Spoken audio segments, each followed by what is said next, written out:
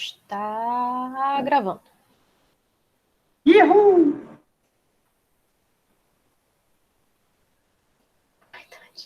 Que vaidade, Adriano. Tô esperando seus trabalhos, viu, Adriano? Ah, vaidade. Nossa. Tudo. Deus tá vendo.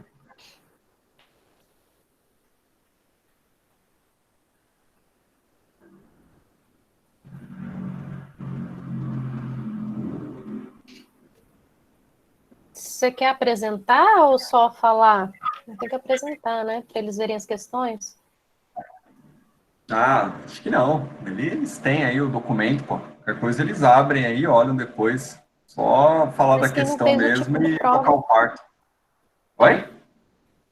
Ah, porque quem só vai ter quem fez aquela prova, né? As outras não. Ah, a gente pode disponibilizar todos os documentos para eles depois. Ah, tá. Sei Então, que ninguém vai ver, né? Mas.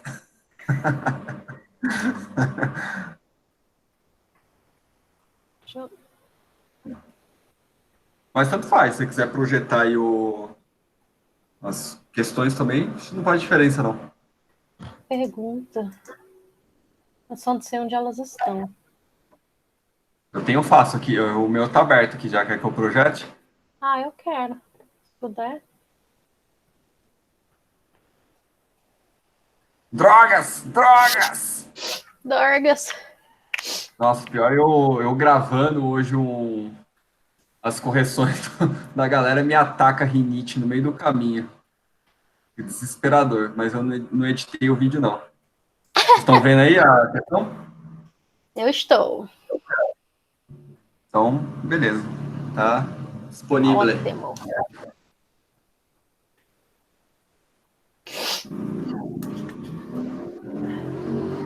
Você O vai pessoal ler a vai. questão toda ou quer que coloque só na questão direta?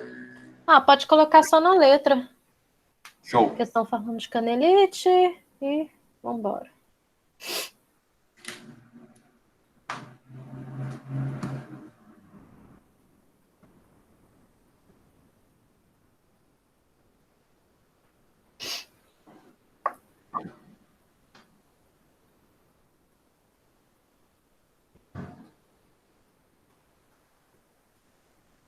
A hora que você quiser.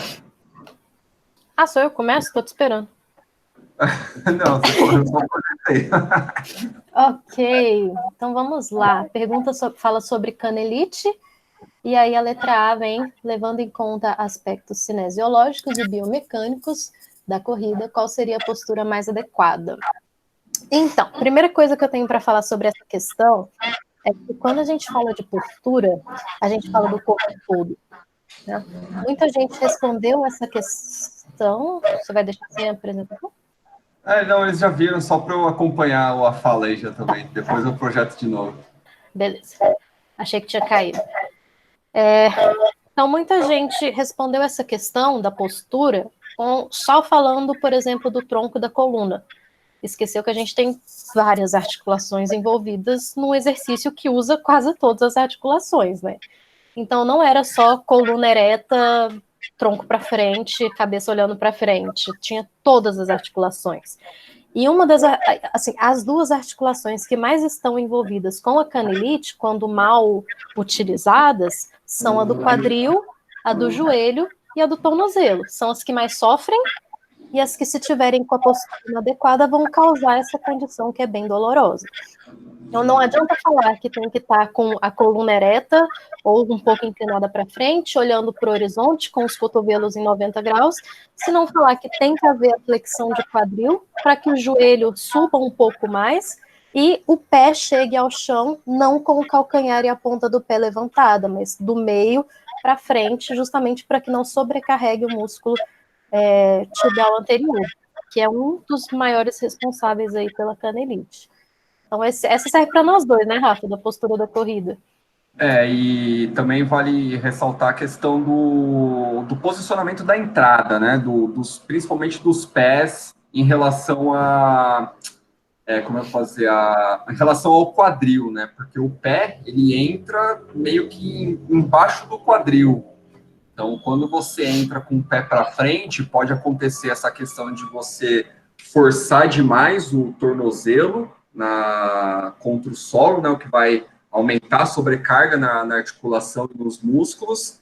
E principalmente também com relação ao posicionamento, como a Lorena falou, do corpo como um todo, né? Então, você está com com a coluna ereta, não necessariamente significa que essa coluna ereta está ok, né? Então, ela geralmente está um pouquinho projetada para frente, que é o que justamente vai favorecer a entrada do pé no momento correto e no local correto, né? Então, a maioria de vocês colocou simplesmente a questão, o Lorena falou, coluna ereta e trabalho de braço. Não necessariamente. Todo um processo. Se não me falha a memória, pouquíssimas pessoas colocou essa questão da entrada do pé e do processo da corrida como um todo, dos ombros até os tornozelos, tá? Então, uma coisa que eu prestei muita atenção, não só na avaliação, mas em todas as atividades que nós fizemos, que o pensamento de vocês está muito micro, está muito ali querendo responder a um específico e esquece que existe toda uma série de possibilidades que estão ao redor. Então, não, o pensamento de vocês deve ser um pouco mais amplo com relação ao pensamento na hora de responder uma pergunta, tá? Principalmente quando uma pergunta é discursiva, onde um dos pontos principais que deve ser trabalhados é a capacidade de argumentação, tá?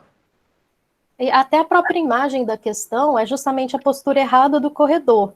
Dá para ver na imagem que existe uma distância muito longa do calcanhar até do quadril para o calcanhar do cara que está correndo aí na questão. Ele deixa o pezão lá na frente, com o joelho totalmente estendido e a ponta do pé, a distância do quadril com o tornozelo.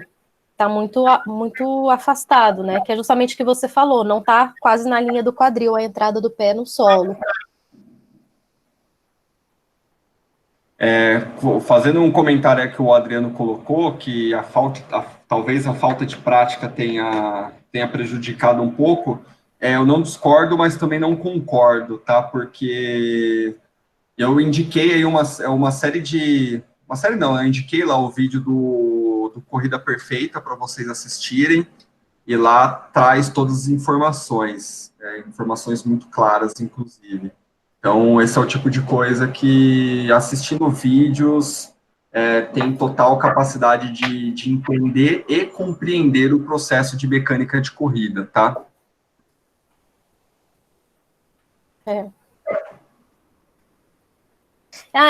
Algumas pessoas falaram em relação à postura de manter o peito aberto, né? Estufar o peito ou manter o peito à frente, meio que juntar as escápulas lá atrás. A gente tem que pensar que numa corrida longa, se eu for passar 1 hora correndo, eu não vou conseguir passar 1 hora com os romboides ativados, jogando a minha escápula sempre para trás. Tem que ter um meio termo aí do que é natural, da minha postura natural, e da corrida, senão eu vou ganhar uma dor lá nas costas e no final da corrida eu não vou estar conseguindo nem respirar. Fora que a escápula fechada não significa estar com os músculos ativados, né? Então, isso aí é mais uma questão de consciência corporal do que uma técnica de corrida, né? Então, isso é muito variável de uma pessoa para outra também. É difícil se você fala para uma pessoa que ela tem que correr com as escápulas aproximadas, ela vai entender justamente isso, de estar com o peito estufado e os músculos das costas ativados, né? E não tem condição de correr, não. Você não vai aguentar 2 quilômetros que você já vai estar morrendo já. Não é uma postura natural da corrida. Certo.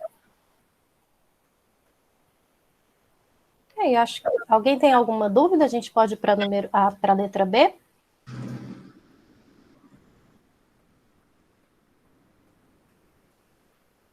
Okay.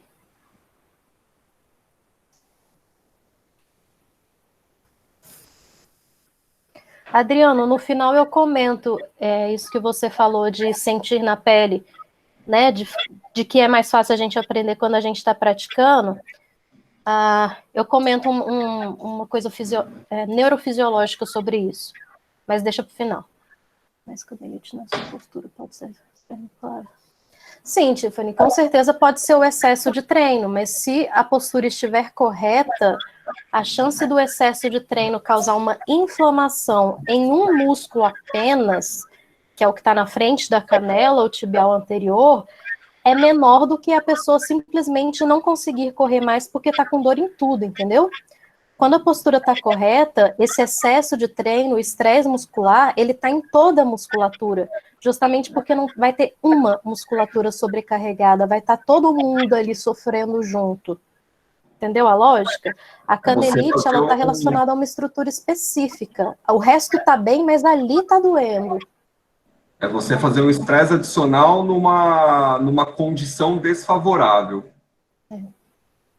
Então, é isso. Se você tem uma postura correta, independente de você fazer vamos dizer assim, um esforço repetitivo mais prolongado, ele vai ser menos prejudicial. Yes. Partiu B? Partiu B.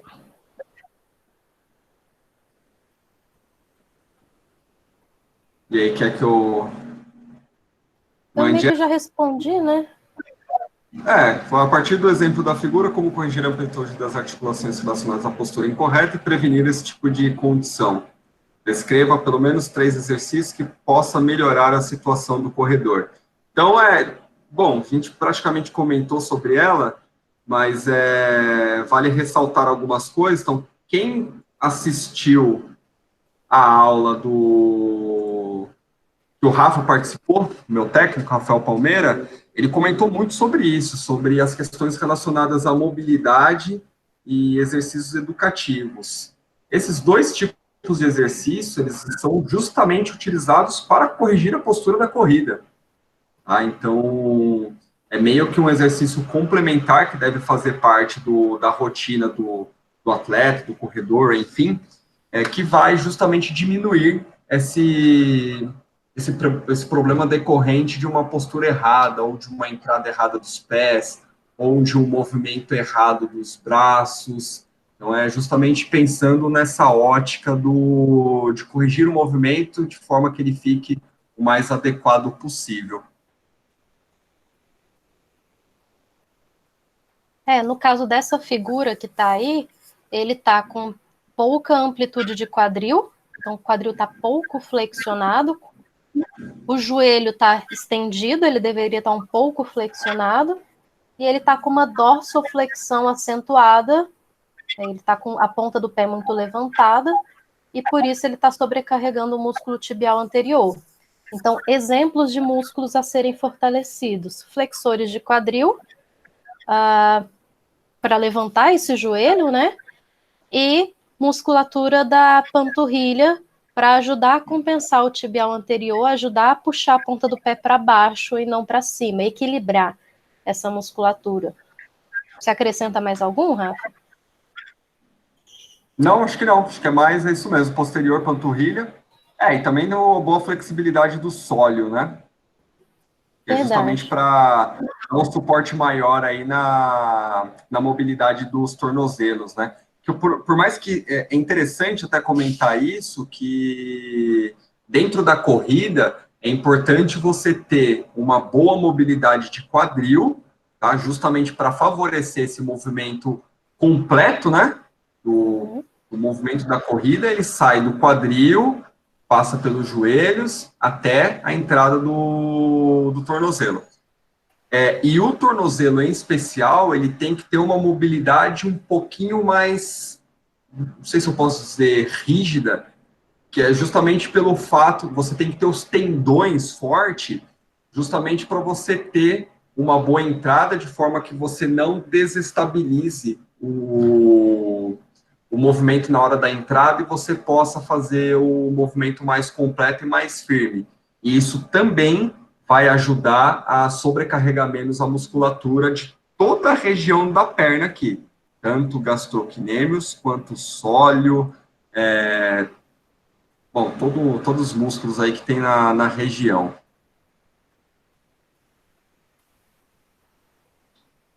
É difícil ficar operando aqui. Ah, eu acho que é isso. O caminho era mais ou menos esse. E aí era descrever exercícios nesse sentido, né? Que recupere essas funções aí. Isso, aí os exercícios, qualquer exercício educativo que você colocasse aqui para o atletismo estaria valendo. Não, na verdade, não todos, né? A gente toma alguns cuidados, principalmente pensando no quadro da canelite. Por exemplo, um skipping com salto. Não dá, mas skipping baixo, o próprio soldadinho, eu esqueci o nome do exercício, mas, por exemplo, fazer flexão de quadril com rotação para ganhar amplitude de movimento, qualquer exercício de mobilidade de quadril, flexibilidade. Então, tinha uma infinidade de possibilidades aí a serem trabalhadas. Aí eu tenho uma coisa para falar, que a gente pediu para descrever exercícios, né? Descrever exercício, Isso. gente, lembra que não é citar um nome, é para descrever. Então, a gente pediu, descreva pelo menos 3 exercícios. Desenvolvimento, leg press. Isso não é descrever. A gente quer muito mais do que um nome de um aparelho ou um nome de um exercício aleatório aí. Se você não descreve, eu não tenho certeza se você sabe o que aquele exercício faz, o que ele significa, para saber se você sabe aplicar. Principalmente se você sabe explicar essa informação para o seu aluno. Também. Lembrando que, por exemplo, sei lá, um desenvolvimento, um leg press não é simplesmente colocar o pé na plataforma e empurrar. Então, você tem que conscientizar a pessoa sobre quais grupamentos musculares ele vai trabalhar, de forma que ele consiga se concentrar no movimento correto.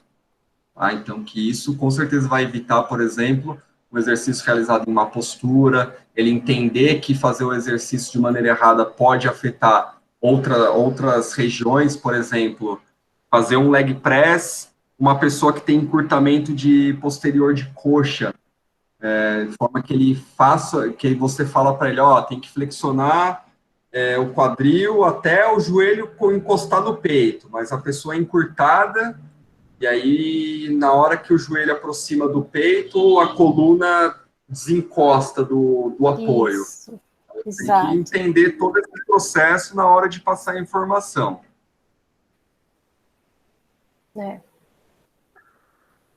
Algo mais? Gente, se precisar, vai falando ou escrevendo aí, tá?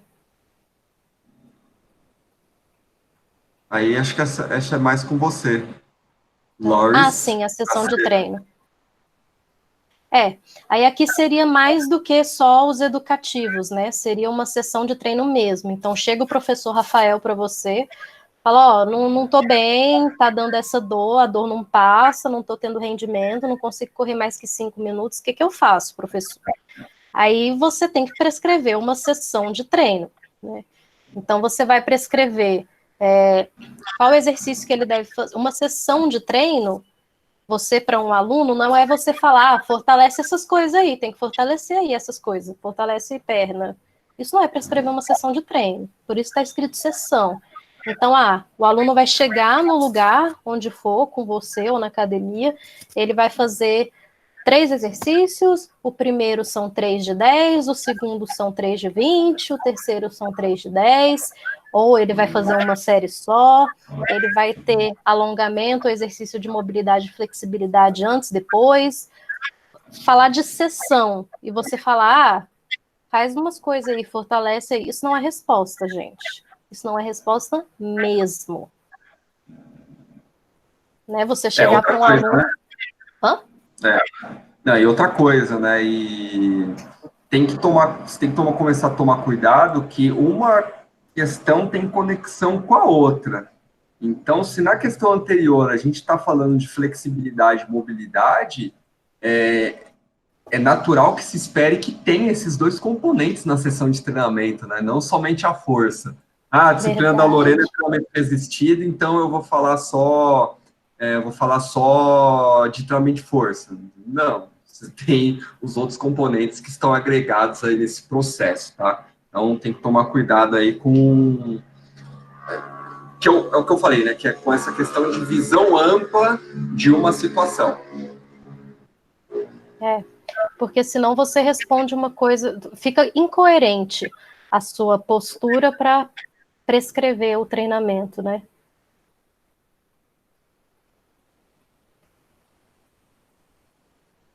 Podemos partir para a próxima? Eu falo que é um abraço. Não, Adriano, você não oferece abraços aleatórios. Descontrola, borboleta. Então, a situação 2 aqui está mais associada a exercício físico e envelhecimento. O professor Daniel falou que vai gravar, né, um vídeo com as informações referentes às respostas que ele gostaria, mas acho que vale a pena a gente comentar aqui mesmo que rapidamente, mesmo que Mas tem questão minha aí. esteja associado, né, às nossas questões. Então, tá aqui. Essa eu acho que eu vou precisar começar. Go. Olha lá, questão A. Como deverá ser o processo de iniciação do seu classer nas aulas de natação? Justifique sua resposta e dê exemplos de exercício. Então, aqui, só voltando um pouquinho no enunciado, ele... Aqui, ó. Seu classer Interclemésio Miranda, um jovem de 58 anos, que durante sua juventude, seus principais trabalhos foram o trabalho braçal, mas nunca praticou exercício físico de maneira sistematizada. Há 10 anos, Clécer trabalha no escritório e, devido à sua carga horária de trabalho, parado dentro do escritório, começou a apresentar alguns desconfortos em seu dia a dia. Mediante a isso, resolveu fazer uma visita ao médico e, após a realização de uma série de exames, foi apresentado ao seu Clécer Interclemésio um diagnóstico de sarcopenia, perda de massa magra, e osteopenia, perda de massa óssea, em níveis leves. O médico, então, recomendou que ele buscasse a ajuda de um nutricionista e um profissional de educação física para ajudar no seu caso.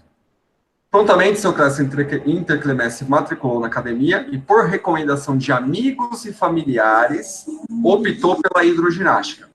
Porém, ele não gostou da dinâmica da aula e resolveu aprender a nadar. Destaque aqui, e praticar musculação, pois achava que seu músculo do tchauzinho estava muito moendo.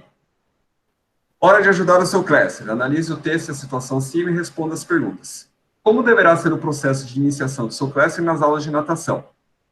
Então, mais uma vez, faltou um pouco de atenção na hora de responder a pergunta. Então, vocês esqueceram de, talvez, anotar que o seu Clécio Interclemésio, ele já fez aula de hidroginástica. Então, isso já significa que ele já tem uma certa intimidade com o ambiente aquático. Então, muita gente colocou, porque vai precisar fazer todo o processo de iniciação, de adaptação ao ambiente aquático e blá, blá, blá, blá, blá, blá. Então, cuidado. Então, a partir do momento que ele já fez hidroginástica, então significa que ele já tem algum envolvimento com o ambiente aquático. Então, não necessariamente ele precisa fazer todo um processo de adaptação. A adaptação dele seria dentro da mecânica da natação propriamente dita. Então, nesse caso, ele já poderia iniciar com exercícios, por exemplo, de flutuação, respiração, propulsão, já iniciar um trabalho direto relacionado à natação, tá? Então, teve gente que colocou até os procedimentos de nado que se faz, de iniciação que se faz com uma criança. Não, então, a gente não pode usar, a gente usa a mesma logística, entretanto, a forma de abordagem é diferente. Então, faltou ter um pouco de coerência e conexão com o público-alvo, tá? Então, poderia utilizar a resposta relacionada ao processo de iniciação? Sim, flutuação, respiração, deslocamento, deslize, nado elementar, ok, mas faltou apresentar essa abordagem de maneira mais eficiente, tá? Então, esse é o principal ponto que deveria ser abordado. E aí, dê exemplos de exercício. Então, muita gente colocou, fazer exercício de elevador, fazer... eu não lembro o que foi exatamente, mas era um exercício muito indicado para criança. Não, calma, o cara, apesar dele ser idoso, ele quer aprender a nadar, mas em nenhum momento falou que ele tem dificuldade com água. Então, a questão deve ser lida com muita calma, tá? E aqui era uma questão extremamente simples, que também viajaram com muita força, supondo que após 6 meses seu Cléster conseguiu se adaptar bem à prática de natação. Já consegue nadar bem o nado crawl e o costas, ainda de forma rudimentar. Qual deverá ser a intensidade de treinamento? Justifique sua resposta. Questão muito simples, então, se tratando de idoso, o professor Daniel com certeza já comentou sobre isso. A gente pode trabalhar em intensidades de leve a moderada. Então, se eu tenho um idoso que já nada, mesmo que rudimentar, ele já consegue imprimir pelo menos uma velocidade. Então, eu consigo trabalhar com intensidades moderadas. Teve gente que falou de teste de lactato, teve gente que falou que ele tem que nadar 3 vezes por semana. Então, vocês estão confundindo muito a questão de intensidade de exercício, de carga de trabalho, com o volume semanal de treinamento. Então, são coisas completamente diferentes. Foi até o motivo que eu coloquei alguns textos para a leitura de vocês. Então, a resposta era muito simples, era trabalhar intensidades de leve a moderado, uma vez que ele já consegue nadar, beleza? Então, resposta super simples, mas mesmo assim, muita gente acabou se confundindo. E isso, na minha visão, não sei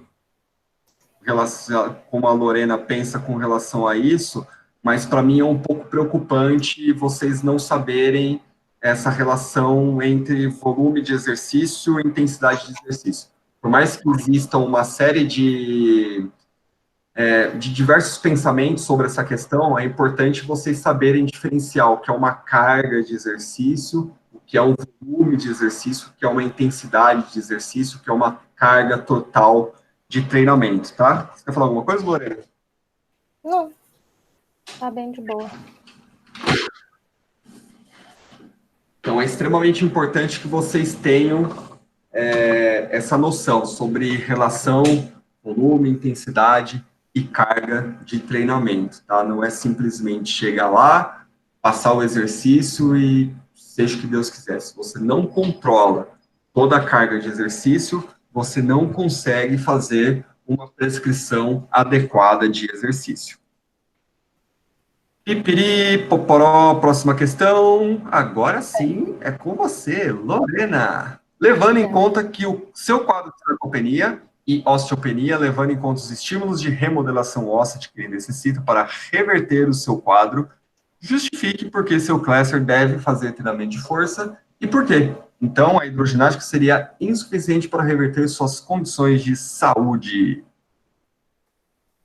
Bom, vamos lá. Uma falha que eu percebi comum em muitos alunos foi falar e não responder a questão. Tá? Então, teve muito aluno que falou assim, ele tem que fazer treinamento de força. Por quê? E por que o treinamento de força seria melhor que a hidroginástica, ou por que só a hidroginástica seria insuficiente para uma pessoa com osteopenia e a sarcopenia, tá? Então, o que acontece? Eu botei justamente a dica, que era o princípio de remodelação óssea, para vocês terem o que pesquisar e o que estudar. Os nossos ossos se remodelam ou se tornam mais fortes devido a estímulos. Esses estímulos podem vir da ação da gravidade, então a própria compressão que a gravidade causa, podem vir de estresse mecânico, quando o seu músculo contrai, os seus tendões puxam os ossos, e isso serve de estímulo, isso gera estímulo mioelétrico para que esse osso fique mais forte, e impactos também são um estímulo para o osso se remodelar com maior capacidade de aguentar o tranco, tornando o osso mais forte, revertendo uma condição de osteopenia, por exemplo. E aí, na água a gente não tem gravidade, e que a gente gera, a contração muscular que a gente gera dentro da água é inferior ao treinamento resistido. Então, uma pessoa que já está com pouca massa magra num sentido quase patológico. ela vai fazer um exercício com pouca contração muscular ou em contrações de baixa intensidade, sem o efeito da gravidade ou do impacto. Ela não vai ter remodelação óssea, ela não vai se recuperar nem da sarcopenia, nem da osteopenia. E o treinamento resistido, ele tem justamente o que a hidroginástica não vai ter. A contração muscular vai gerar estímulo para os ossos ficarem mais fortes. Então, cada vez que o meu músculo fica mais forte, cada vez que eu consigo realizar hipertrofia e recuperar a minha musculatura ou aumentar a minha musculatura, os ossos estão também sofrendo esse estímulo, e esse estímulo vai ser positivo, ter um efeito positivo nesses dois tecidos, nos ossos e nos músculos, né? Então, não é que, em momento nenhum eu falei que a pessoa é proibida de fazer hidroginástica, mas ela tem que fazer algum treinamento relacionado à resistência ou à força para que a osteopenia não vire, por exemplo, uma osteoporose, para que a sarcopenia não vire uma caquexia, ela não fique de cama, né? Então, não é proibido fazer natação, mas ela tem que fazer alguma coisa relacionada à força, tá? Sim, Adriano, dá para auxiliar, para conciliar, até porque o treinamento da natação, ele é muito interessante para a condição pulmonar, para a condição de funcionamento cardiovascular.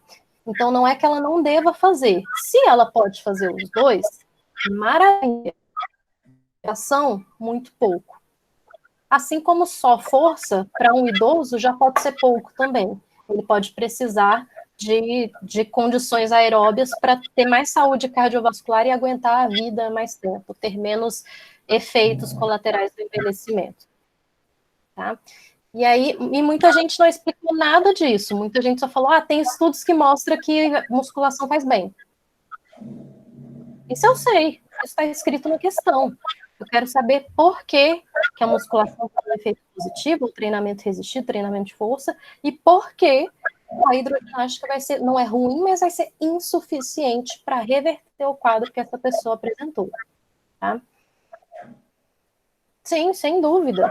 Geralmente, muitas vezes, o treinamento resistido é meio isolado, né? A natação costuma ser em grupos. Tem as aulas de hidroginástica, por exemplo, é cheio de velhinhos, isso é bem legal mesmo. Outra coisa que eu vi nessa questão, e eu vi em várias outras, e eu preciso comentar, é o plágio. Pelo amor de Deus, vocês estão quase formando. Vocês, primeiro, não acham que vocês podem enganar um professor copiando uma conclusão inteira de um artigo na sua resposta e achando que a gente não vai perceber. Segundo, vocês têm que saber a diferença da interpretação de um resultado de um artigo para copiar a introdução desse artigo e jogar lá e achar que isso é referência, que você está fazendo uma citação. Tá? Então, assim, teve gente que levou 0 nas referências porque tinha uma página inteira copiada de um artigo. E às vezes tinha referência, às vezes não, mas cópia é cópia, plágio é plágio. Se vocês fazem isso no TCC de vocês, é 0, vocês não formam. Então, o que eu tenho para dizer para muita gente, porque isso foi comum, aprenda a fazer a citação, vai estudar como que faz citação, vai estudar como que faz referência. Porque muita gente está fazendo errado. Não sei se foi por preguiça ou porque não sabe. Aprenda se você não sabe. E plágio, gente. Plágio, gente. Pelo amor de Deus. Eu nem estou falando de parafrasear, Thomas. Teve gente que copiou a conclusão do artigo inteiro. Uma página, copiou no artigo e colou no trabalho. Entendeu? A interpretação dos resultados de um artigo, e aí você coloca, o estudo tal achou que tal coisa é benéfica para o organismo, e aí você cita esse estudo. Isso é normal? Isso é citação, aí você põe a referência no final. Eu estou falando de pegar o site do Drauzio Varela, copiar um quadradão que está escrito lá e colar. Estou falando de copiar a introdução inteira de um artigo e colar. Isso é plágio, porque não foi você que escreveu aquilo, foi outra pessoa. Entendeu? Não estou falando de interpretação e de paráfrase, estou falando de plágio mesmo. Porque a paráfrase e a interpretação é o que a gente faz mesmo. Eu li, eu entendi, e aí eu estou adicionando esse conhecimento no meu trabalho, na minha escrita. Isso é normal, estou falando realmente de plágio. E, assim, eu não sei se vocês estavam contando com a sorte, né, da gente não descobrir, da gente não perceber, mas às vezes o aluno vem com uma linguagem rudimentar, que nem parece quase formando, e de repente vem uma linguagem rebuscada com uma citação de um artigo em inglês. No mínimo, a gente desconfia.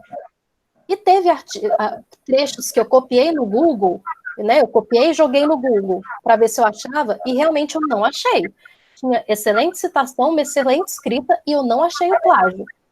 Isso é demais, porque a pessoa realmente raciocinou em cima dos artigos e tirou as próprias conclusões. Mas ou pediu para alguém para fazer, né? Oi? Ou pediu para alguém para fazer. Sempre corre o risco, né? Mas foi bem feito. Dá uma grana para essa pessoa, porque ela fez bem feito. Mas teve gente que realmente copiou e colou. E aí, como era uma exigência nossa, que vocês tivessem referências bibliográficas, teve uma pessoa, eu nem lembro quem é, então não vou falar, mas teve uma pessoa que botou lá uma referência em espanhol. Eu fiquei curiosa. Fui lá pesquisar o artigo no Google. Eu cheguei lá, o artigo era alguma questão aí minha, e o artigo era sobre a pavimentação do solo para a introdução de um transporte público em Bogotá. Não tinha absolutamente nada a ver com o conteúdo. Parece que botou qualquer coisa só para falar, olha aqui, eu fiz uma referência, eu li esse artigo, um artigo com engenheiros civis sobre transporte público. Não enganou ninguém, gente. Achar que a gente é otário a esse ponto... Não, a gente não é otário a esse ponto, tá? Então, assim, eu queria fazer esse desabafo. Very good, ainda bem que... Então, se alguém tiver alguma dúvida, pode falar. Já me colocou algumas falas também. Antes de entrar em outro ponto também, eu gostaria de só complementar uma coisa da questão da professora Lorena. Uma coisa que eu falei muitas vezes durante a aula de natação também, é sobre a questão até mesmo da força de empuxo, da pressão hidrostática, que determinadas alturas que a água bate no seu corpo, isso altera a pressão, não é a pressão, mas altera a força que você desenvolve dentro da água. Então, quando você tem a água na cintura, você tem diminuição de aproximadamente 50% da sua força-peso atuante. Quando você tem a altura do umbigo, se não me falha a memória, é por volta de 62% a 65%. Água na altura do peito é 80%. Tá? Então, você tem 80% menos de força-peso. Então, se você tem 100 quilos, você vai desenvolver uma força-peso de 20 quilos. Então, que é quase nada se for para analisar, né? Então, cara, não tem jeito, você tem que parar, analisar todo o contexto para poder ter uma argumentação coerente. Que era a mesma velha história. Por que que 3 de 10 é para hipertrofia, 3 de 6 é para força e 3 de 15 é resistência? Por quê? Porque eu li no livro do Jonato. Não, você tem que entender o porquê. Relação força-tensão, relação força-repetição, existe uma série de possibilidades que vocês têm como embasamento para uma resposta digna, né, para o seu aluno. E aí, em questão aí, o que a Lorena colocou sobre o plágio, sobre o copiar, é meio que inadmissível, assim, um estudante que está formando ter esse tipo de conduta, né, não faz o menor sentido. E outra coisa, mediante todo esse processo, eu honestamente, se minha avó morasse aqui em Brasília, eu com certeza, antes de matricular ela numa academia, eu ia pesquisar todo o histórico do professor. Porque na atual conjectura, eu não colocaria minha veinha para treinar com nenhum de vocês. Salvo alguns pontos. Por quê? Porque tá faltando esse... bater o pau na mesa e falar, ó, eu sei o que eu estou fazendo, eu sei o que eu estou falando. Então, não tem desculpa. A partir do próximo semestre, para a galera que está no 8º, vocês não podem errar. Você pode entrar numa academia, fazer 30 coisas lindas e maravilhosas, mas no primeiro erro que você tiver, você vai ser cortado. Então, infelizmente, o mercado de trabalho é isso, ele é muito agressivo, ele é muito ingrato na maioria das vezes. E esse é o momento para vocês refletirem em cima dessa postura de vocês sobre qual tipo de profissional que vocês querem se tornar, tá? E por mais que pareça, como é que eu posso dizer assim, simples fazer um plágio, não, cara, isso pode refletir muito a sua conduta profissional dentro do campo de trabalho, tá? Então, tomem cuidado com esse tipo de questão. Beleza, vamos para o próximo ponto, então. Acho que acabou, né? Então, a avaliação A, a gente termina por aqui. Vamos para a avaliação B. Opa, a B, a C. B. Aê! Síndrome do ombro do nadador. Então, temos algumas figurinhas aqui da anatomia do ombro, blá, blá, blá. E aí tá lá, né? Tripa C com atleta amador de natação, compete provas de 400 metros livre e 200 metros costas. Ele já treina há 5 anos, mais a 2 como atleta competitivo. Com o aumento do volume e intensidade do treino, Tripa Seca começou a sentir dores no ombro direito. Nota, ele respira apenas para o lado esquerdo no nado crawl. Incomodado com a situação, resolveu procurar ajuda profissional e, infelizmente, foi diagnosticado com a síndrome do ombro do nadador. Agora precisamos ajudar nosso amigo Tripa Seca a resolver o seu problema. Com base nas informações acima, responda. Em qual fase da braçada o atleta cometido pelo ombro do nadador sentirá mais dor? Justifique sua resposta. Aqui seria uma análise muito simples da anatomia do ombro, e a resposta poderia ser em ambas as situações, tá? Tanto na fase aérea da braçada, quanto na fase aquática. Entretanto, é um pouquinho mais comum na fase aquática, justamente pela questão da tração. Então, como você imprime a força, você tem ativação de toda a musculatura peitoral, romboide, deltoide, redondo maior, se não me falha a memória, e tudo isso traciona a articulação do ombro, que pode promover a dor. Mas também pode acontecer no momento da fase aérea da braçada, justamente por conta da compressão da articulação no movimento da braçada. Então, poderia ser qualquer uma dessas formas, qualquer uma dessas situações, e bastava explicar o envolvimento da articulação e da musculatura dentro do movimento do braço, tá? E se vocês repararem bem, eu coloquei que ele respira somente pelo lado direito, mas eu não falei em qual ombro que ele tem a síndrome. Então, era só uma questão de analisar e pensar pelas duas possibilidades. Pô, mas qual ombro que ele tem a dor? Você poderia fazer a suposição, supondo que a dor seja no ombro direito, acontece isso, isso e isso. Supondo que seja no ombro esquerdo, pode acontecer isso, isso e isso. Então, pode ser duas situações. Então, no caso, ele respira somente para o lado direito, se fosse no ombro direito, provavelmente ele teria mais dor na fase aérea da braçada. Se fosse no ombro esquerdo, provavelmente na fase aquática da braçada, tá? Mas qualquer uma das respostas poderia ser válida. Beleza? Algo a acrescentar, Lorena? Não. Não. Qual o mecanismo fisiológico da síndrome do ombro do nadador? Dica: as causas específicas geralmente estão relacionadas a um desequilíbrio muscular da articulação. Gente, eu dei a dica aqui e muita gente ainda viajou na maionese. Aqui era simples, era só falar do processo de inflamação, como se dá o processo de inflamação.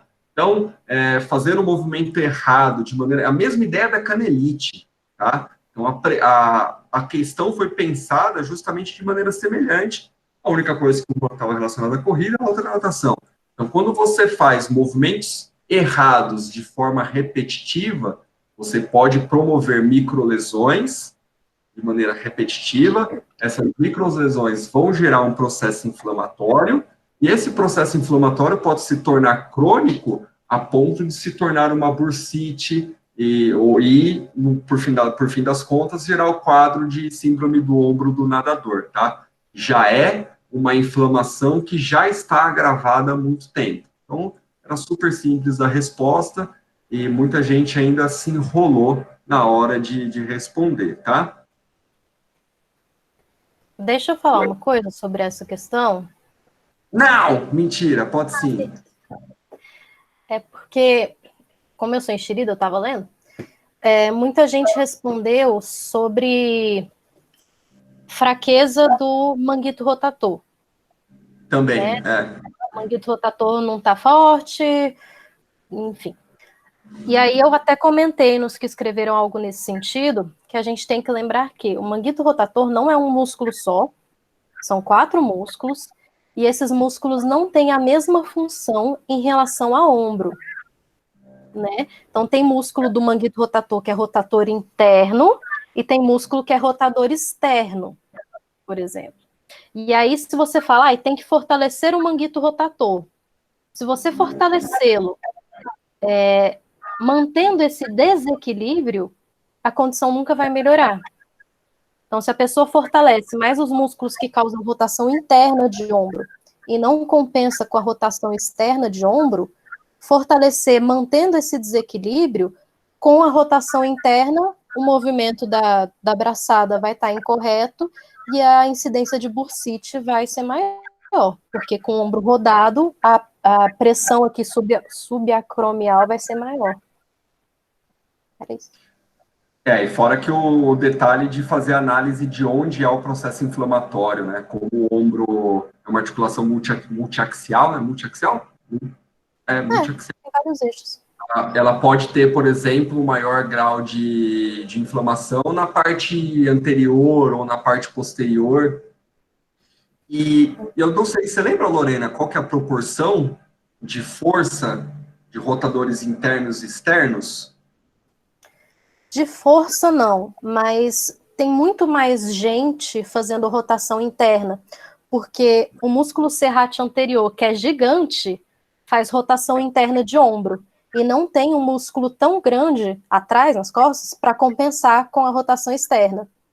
Então, se eu não me engano, é 60 e 40. Eu sei que tem uma proporção, enfim, não vou lembrar agora, mas existe uma proporção correta de níveis de força para cada um dos lados musculares, né? E se a gente for parar para analisar, no cotidiano mesmo, a gente trabalha muito mais rotadores internos do que rotadores externos. Por isso que a gente recomenda muito, por exemplo, antes de fazer um exercício de supino, fazer um exercício de rotação externa de ombro para poder equilibrar essa questão de força muscular. Senão, vai acontecer esse tipo de problema, tá? E como bem colocado no texto, não é um tipo de problema somente que ocorre na natação, tá? Existem vários esportes que também acometem esse tipo de problema. É só analisar o tipo de movimento que a pessoa faz. Se eu tenho um handball, por exemplo, que eu tenho um arremesso, nessa situação, cara, é muito engraçado, porque é muito comum ver handbolista fazendo exercícios específicos disso daqui, ó. Pega um elástico e fica assim. Pega um elástico e fica assim. Só fortalece o rotador interno. Vai foder o ombro do cara. Então, a ciência do exercício é extremamente complexa, tá? Principalmente se tratando de esporte, né, propriamente dito. Então, é bem complicado mesmo a situação. Vamos orar? Com base nos seus conhecimentos de cinesiologia e biomecânica, das técnicas dos nados crawl e costas, quais são as possíveis deficiências motoras que podem promover essa síndrome e como corrigi-las? Dê no mínimo 3 exemplos de exercícios educativos e dicas. Não pensem apenas em exercícios relacionados à natação. Aqui a galera se aproveitou gostoso desse... Não pense apenas em exercícios relacionados à natação. Todo mundo só colocou exercício, né? Ninguém colocou um exercício relacionado à natação. Mas tudo bem, acontece. Aqui, nesse caso, bastaria você falar sobre a questão relacionada ao movimento de braços, tá? Tanto do nado crawl quanto do nado costas. Fazer uma entrada não eficiente do nado crawl, ou fazer uma entrada aberta do nado costas. você descrevesse ali o movimento do nado, você já mataria a questão, tá? E os exercícios seria apenas um complemento aí dentro da questão. Então, isso é uma questão aí extremamente simples. E aí podia entrar até alongamento, no caso para corrigir a abraçada de costas, alongamento de peitorais para diminuir essa rotação interna de ombro. E aí uma coisa que eu comentei em algumas respostas, volta lá para a questão, por favor. Ah, sim. O que eu comentei em algumas respostas é para vocês prestarem atenção nesse termo educativo, exercício que serve para educar. Então, se eu penso, eu preciso fortalecer o ombro para a natação, vou passar um exercício educativo. Isso daqui não é educativo, porque eu não estou educando o meu corpo a automatizar um movimento necessário naquela modalidade. Então, assim, nem tudo que faz força, nem todo exercício é educativo só porque trabalha um músculo que é usado na modalidade. Educativo é educar para automatizar um movimento com mais eficiência naquela modalidade. Eu acho que eu coloquei eu fiz essa colocação em algumas provas também, e é isso mesmo. O nome do exercício é exercício educativo. Então, ele é justamente para você acertar o movimento, né? Fazer o movimento de maneira correta dentro dos seus princípios biomecânicos, somente para você evitar que haja um quadro lesivo mediante a um movimento incorreto, tá? Então, obrigado, Lorena. Bem colocado, eu tinha esquecido desse detalhe. Situação 2, idoso fragilizado contra idoso saudável. Aí eu coloquei a comparação da Dona Clotilde, a bruxa do 71, que é uma velhinha que não fez exercício físico durante a sua vida. E do outro lado eu coloquei a Iron Man, que é a freira de ferro. Alguém assistiu o vídeo?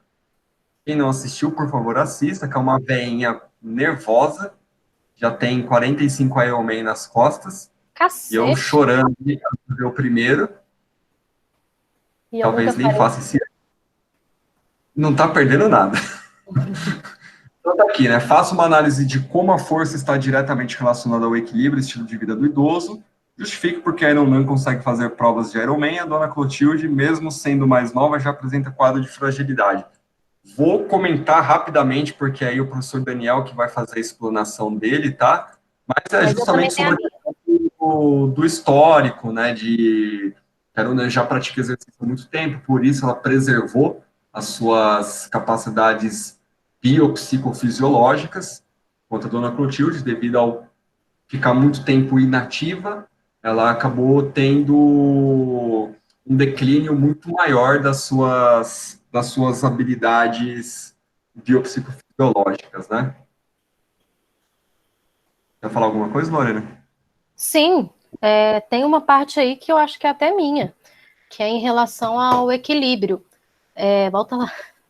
Eu tô bem disléxica hoje. Aqui, análise relacionada ao equilíbrio e estilo de vida do idoso. Como a força está diretamente relacionada a um equilíbrio. Por que uma pessoa, um idoso mais forte, vai ter mais equilíbrio, vai ter menos risco de queda do que uma pessoa que tem menos força? Além da força estar relacionada com a saúde de forma geral. Gente, a pergunta é como, não é se. Então, muita gente respondeu, sim, o equilíbrio está relacionado à força. Mas isso só está escrito na questão, eu quero saber como. Como que o equilíbrio desse idoso está relacionado à sua força? Era para você falar que o tônus muscular está relacionado à manutenção da postura, da condição postural, que um idoso com menos tônus e menos força é mais curvado à frente, isso altera o centro de gravidade, a pessoa tende a cair com o centro de gravidade fora do corpo. Era para você falar do recrutamento de fibras, que é a adaptação neural, que uma pessoa sedentária, esse recrutamento vai ser mais lento e com menos fibras. Então, a pessoa treinada, se ela vai tropeçar, ela consegue recrutar mais fibras, fazendo mais força e mais rápido, para dar o passo seguinte, por exemplo, em vez de cair com a cara no chão. Então, era para, de alguma forma, vocês explicarem como a força está relacionada ao equilíbrio. A maioria não respondeu. Só respondeu está relacionado, porque estudos mostram que ter força, quem tem força tem mais equilíbrio. Estudos mostram que ter força é importante. Sim, mas como? Como que isso acontece? Até mesmo poderia falar também sobre o tipo de fibra, né? Sim, alguns falaram. Envelhecimento, exatamente. o processo de envelhecimento dentro da sarcopenia, ele atinge principalmente as fibras do tipo 2, que são justamente as fibras contração rápida, e que vai permitir que o idoso não caia, né, se ele tiver essas fibras preservadas. Geralmente o idoso, quando vai para academia, a galera faz esses exercícios de resistência, né, coloca o idoso na esteira para fazer bicicleta, achando que o problema é o cardiorrespiratório, sendo que, na verdade, são as fibras musculares do tipo 2 que precisam ser reativadas ali, né? Então, no caso do idoso, tem que trabalhar a potência, a hipertrofia muscular, força mesmo, né? Para ele poder preservar. Tanto que para os idosos é recomendado treino de potência, e não só um treino de força máxima mesmo, mas um treino de potência, justamente para melhorar a resposta numa necessidade, a contrair mais rápido.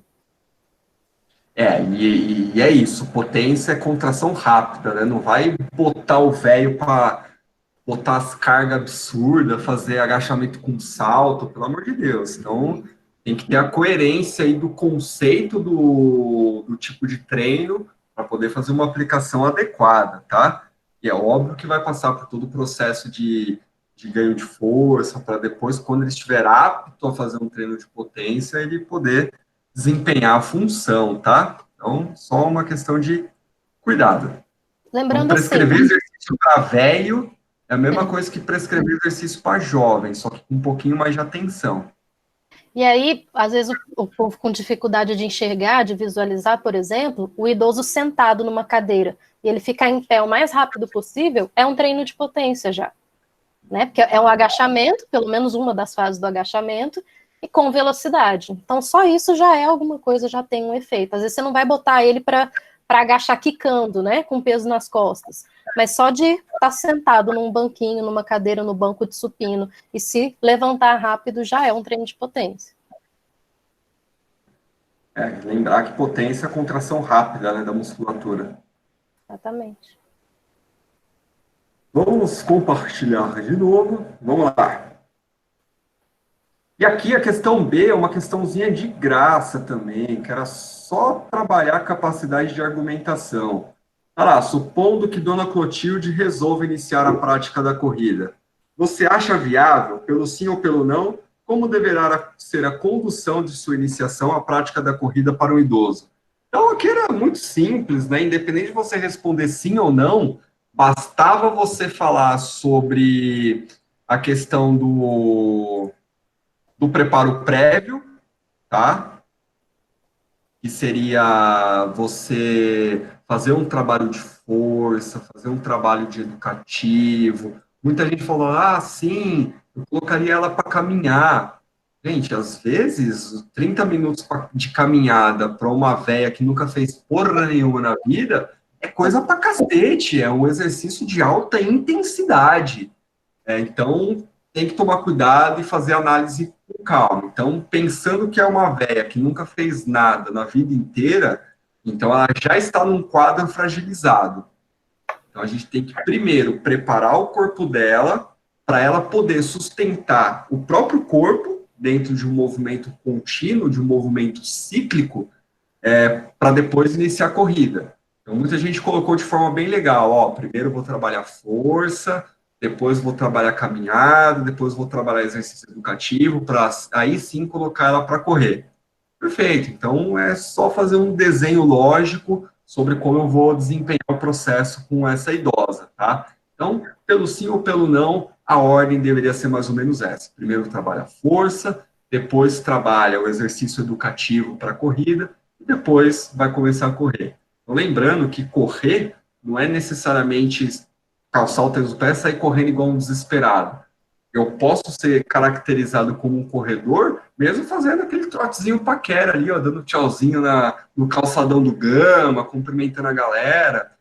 O que caracteriza a corrida é o movimento da marcha, velocidade, já é outro departamento, aí já é departamento de potência, de carga de exercício, tá? Então, tem que tomar um pouquinho de cuidado com a interpretação da informação. Beleza? Lorena, quer acrescentar algo? Não, tá ótimo. Vamos para a última prova, então, a prova C. Deixa eu compartilhar de novo aqui.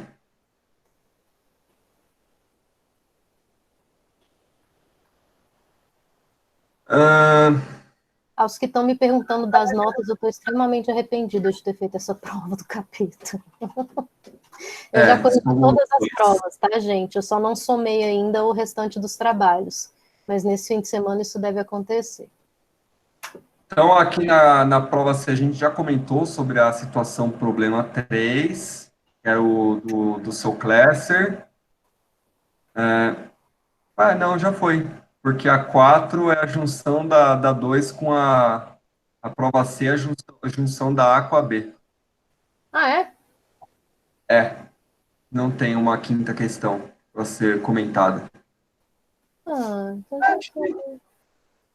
Acabou! É bom! Galera, então, assim, acho que o take home message aí, a mensagem para levar para casa, é justamente o ponto de vocês interpretarem toda a situação antes de tomar antes de qualquer ação, né? Então, quando eu tenho uma situação um pouquinho mais complexa, como o caso da Dona Clotilde ou do São Clécio, ou qualquer uma que foi colocada nas avaliações, realmente são situações que podem acontecer no cotidiano de vocês. E pode ser que aconteçam situações extremamente piores, de repente chega uma pessoa com você com uma doença rara e pode cair na sua mão, né, como treinamento. Então, vira e mexe, às vezes alguns ex-alunos me mandam uns casos meio cabulosos, assim, que às vezes até eu tenho dificuldade de opinar. Falo, gente, peraí, deixa eu dar uma olhada aqui, porque eu nem sei que doença que é essa. São coisas que podem acontecer. Então, se vocês querem se tornar excelentes profissionais, vocês têm que ter essa noção de visão ampla sobre as coisas que podem acontecer na rotina de vocês, tá? Então, pensem nisso. Não como uma bronca, nem como desestímulo, mas como incentivo. Uma das coisas que eu acho mais importante na nossa área e que eu acho que difere o profissional mediano, ruim, do profissional competente, do profissional excelente, o excelente é aquele que sabe explicar o porquê das coisas. Qual a relação, o como, o porquê que uma coisa acontece. Porque o profissional que não sabe explicar, ele só replica a fala de outra pessoa. Se você não sabe por que um fenômeno acontece, no máximo você copia o que outra pessoa já falou sobre isso.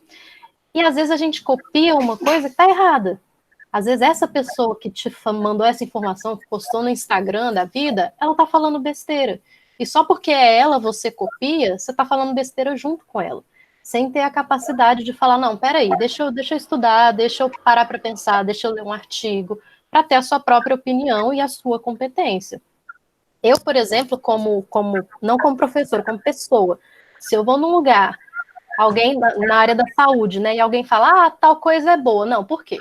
Eu sou a primeira a perguntar por quê. Me explica o mecanismo. Não faz sentido, me explica. Se a pessoa não sabe explicar para mim por que ela está me passando um exercício, um tratamento, não confio. Tchau, não volto mais. Se ela não tiver essa competência para explicar o que ela está fazendo, ela não tem competência para fazer o que ela está fazendo. Tá?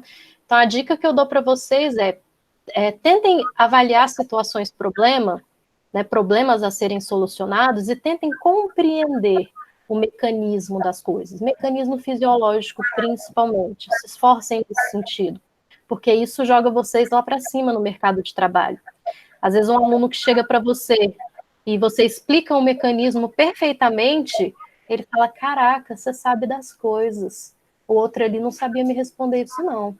E eu vou dar um exemplo. Eu tive uma aluna de personal que começou a ter pressão alta e a pressão não baixava, e aí foi no médico, e o médico queria passar remédio, ela era resistente, não queria tomar, porque a indústria farmacêutica é isso e aquilo, e achava que não tinha problema não tomar, só porque ela estava fazendo personal 2 vezes por semana, estava bom.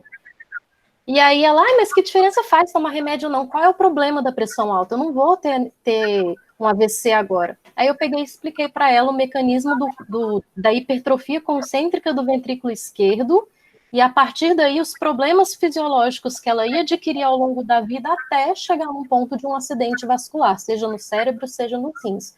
Quando eu expliquei na linguagem que ela conseguia entender, e ela entendeu, ela falou, tá bom, vou começar a tomar o remédio hoje, então. Mas não foi porque era eu, foi porque ela entendeu que existe uma ciência por trás disso, tá? Então, pedido para vocês, estudem. Levem a sério o que vocês vão fazer como profissão na vida de vocês. É muito importante. Rafa, volta aqui. Quer falar mais alguma coisa? Acho que ele foi fazer xixi. Foi mal, precisava ir no banheiro. Acertei. Não, então, fazendo até um gancho aí pelo que a Lorena falou, cara, eu também, acho que não só eu, a Lorena também, mas nossos outros professores, cara, eu acho que se a gente não foi o que mais, fomos um dos que mais estudamos dentro da nossa turma. Eu garanto, eu fui o que mais estudei da minha turma. Garanto, sem de olho fechado aqui, ó. Uf.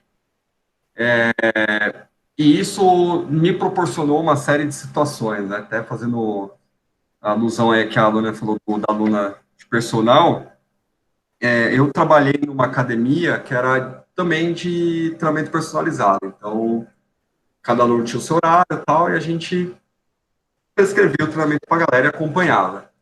E, eventualmente, às vezes acontecia de o aluno faltar ou do professor faltar, e esses alunos repunham aula com outros professores. E nessa brincadeira de reposição, eu ganhei 3 alunos. E justamente eles perceberam que eu oferecia um trabalho melhor do que os meus colegas da própria academia. Então, teve uma situação até semelhante, que eu teve um aluno que ele veio repor a aula comigo, e foi muito engraçado, que foi ele e a filha. E a filha, ela estava com síndrome do ovário policístico. E ela comentou comigo e tal, eu comentei, falei, pô, Letícia, o nome dela, falou, Letícia, você já foi no médico e tal, o que ele recomendou? Conversei com ela rapidamente, ele mandou, eu nem lembro lá, foi uma recomendação meio estranha. Eu falei, pô, Letícia, mas geralmente o tratamento de síndrome do ovário policístico é metformina e fazer exercício, né? Que a gente consegue controlar algumas variáveis, tal. Eu expliquei para ela mais ou menos o que acontece. E aí, beleza. Aí ela foi no médico na semana seguinte. Na outra semana ela voltou e falou, nossa, Rafael, ele falou exatamente tudo isso que você falou. E eu falei, eu até peguei uns artigos, assim, imprimi, entreguei para falar, não, lê aqui, tal, não sei o que, só para você entender melhor, tal, A gente na empolga, né? empolgação, recém-formado, estava na empolgação. E nessa brincadeira, simplesmente ela e o pai dela mudaram de horário, então eles largaram a professora que eles treinavam, e já treinavam com ela há muito tempo, e começaram a treinar comigo. 2 meses depois, o pai dela veio com os exames de rotina. Pô, Rafael, eu tô felizão, tal, precisei diminuir o medicamento e tal, e eu justamente expliquei. Falei, não, senhor Jefferson, porque acontece isso, isso e isso, tal, não sei o quê, a gente faz exercício, acontece evento tal, que vai melhorar tal coisa, vai melhorar não sei o quê. E ele falou, nossa, foi mais ou menos o que o médico falou, tal, não sei o quê, pô, que legal, tal, não sei o quê. E, beleza, pronto, fidelizei 2 alunos, por uma questão simples de que eu estudei sobre uma determinada coisa. Então, a gente estudava, eu pegava, vocês participaram de uma aula com o Rafael, meu amigo, meu técnico, quando a gente tinha um intervalo entre um aluno e outro, a gente não ficava jogando conversa fora, a gente abria uma porra de um livro de biomecânica e ficava discutindo as ações musculares. Pô, o glúteo, ele faz extensão e rotação. Pô, então, se a gente fizer o glúteo contraposto com uma rotação, vai ativar melhor o músculo. A gente ficava discutindo esse tipo de coisa. A gente não vê ninguém fazendo isso hoje em dia. Então, vocês têm que entender que vocês estão num momento que é para vocês aprimorar o máximo possível do conhecimento de vocês. E hoje vocês têm muito mais acesso à informação do que a gente. Muito mais. Tem quanto tempo de formado, Lorena? Eu formei em 2013. 2013, mais recente que eu. Eu me formei em 2009. Galera, 2009 mal existia Google direito. Mal existia Google. A faculdade tinha um aplicativo que a gente usava para tentar baixar artigo. E era inferno, era difícil, a gente não conseguia, não tinha Google Tradutor. E não tinha desculpa, não. A gente metia a cara em livro e pau na máquina. Hoje vocês têm internet, tem Google Acadêmico, tem Google Tradutor. Fala, ai, artigo em inglês, não sei o que, difícil. Ah, pelo amor de Deus. Então, não dá, né? Então, são tipos de empecilhos que vocês criam e não existe. Então, nós somos praticamente da mesma geração, se a gente for parar para analisar. Então, por mais que eu tenha andado pela água, por mais que eu tenha andado sobre a água, mas foi com bastante esforço, tá? E eu garanto para vocês que o tamanho do meu cérebro, o tamanho do cérebro da Lorena é igual ao de vocês. Então, não tem desculpa não, tá? Pode ser, Levi, pode até ser. A gente fica mole exatamente por ter tudo na mão. Pode ser mesmo. Então, tem que usar isso a favor de vocês, tá? A gente não faz isso porque é para prejudicar a imagem de ninguém, não. É para mostrar para vocês que vocês são tão capazes quanto a gente. Tá? Então, encarem isso de maneira positiva. É uma crítica? É uma crítica pesada, inclusive. Mas é uma crítica que é para vocês fazerem vocês refletirem sobre a conduta profissional que vocês querem desempenhar, tá? Então, vamos botar para fuder aí. Tá difícil, mas tá difícil para todo mundo, não é só para vocês, não. Pode ter certeza que tem gente que está em situação muito pior e está indo para cima da mesma forma, beleza? É isso. Vocês querem falar mais alguma coisa? Eu vou interromper a gravação.